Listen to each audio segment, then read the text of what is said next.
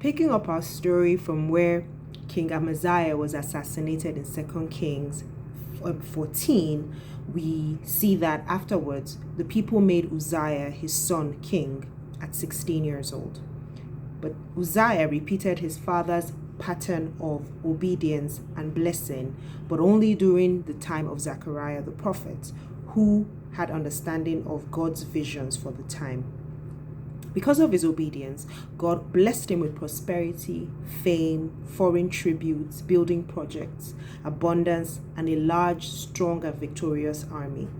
He refortified Jerusalem during his time and claimed back territories from Philistines. Despite Judah's prosperity and peace, the high places were not removed. And in spite of the great blessings he received for his obedience, Uzziah took it upon himself to perform the duties of a priest. He went into the temple and wanted to burn incense unto God, which was designated for the Levites. This obviously came from a place of pride, and he refused to heed to the words of the prophets, 61 prophets who came and told him not to do what he was about to do, and he was struck with leprosy.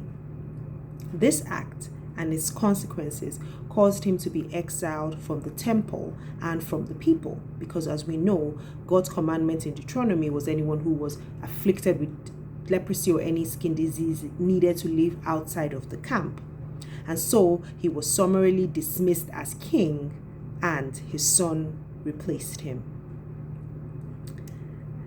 When his son Jotham took over as king in his stead, the high places still remained. What is it about these high places? Why couldn't the Israelites just get rid of it? In the Amplified Bible, it says, the people burned incense on the high places instead of worshiping God in the temple.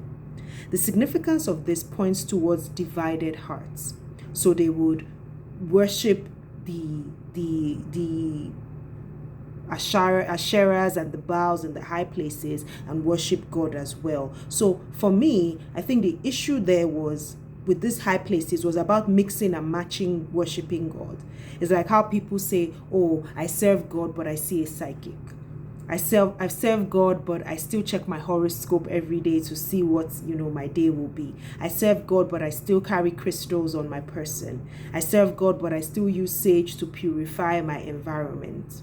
Those things don't mix. So I believe that this is what is there with the high places, because even during a time like this where there was obedience to God and there was, a form of reformation, the high places still remained. In Israel, the time of the kings is the time of the king's reign is mostly in quick succession. So Judah is out here enjoying this time of military conquest and peace, while Judah is having kings in quick succession as a result of assassinations and conspiracy. Things appear to have gone from bad to worst over there. It had disintegrated socially and politically in Israel, but we know that this was in line with God's word to Jehu in 2 Kings 10:30, where he told him that his sons will sit on the throne, but only until the 4th generation. So clearly, time was up. All the short-lived kings were evidence that the kingdom was unraveling. During the reign of Menahem, he had to pay a ransom for Israel to King Pul of Assyria, 50 shekels of silver.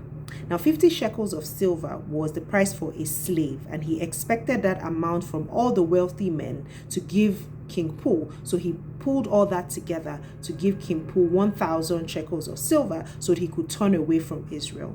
Talk about being bullied.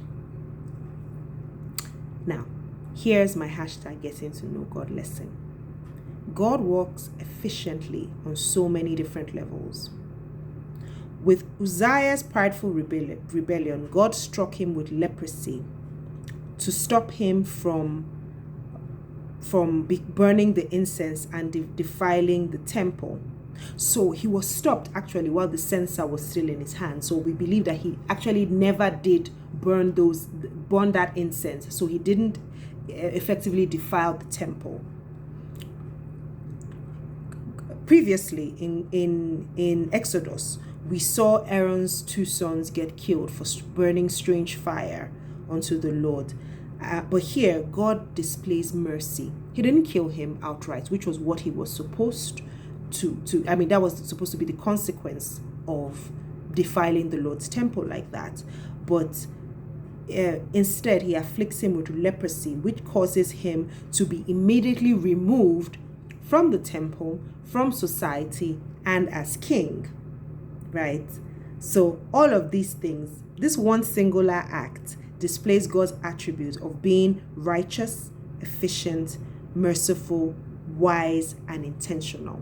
With one action, he was able to make his word come to pass in one fell swoop. Thank you for joining me today. Tomorrow we'll start a new book, the book of Isaiah, and I'll be sharing lessons from the first 4 chapters, and look forward to seeing you. Have a wonderful day. Bye.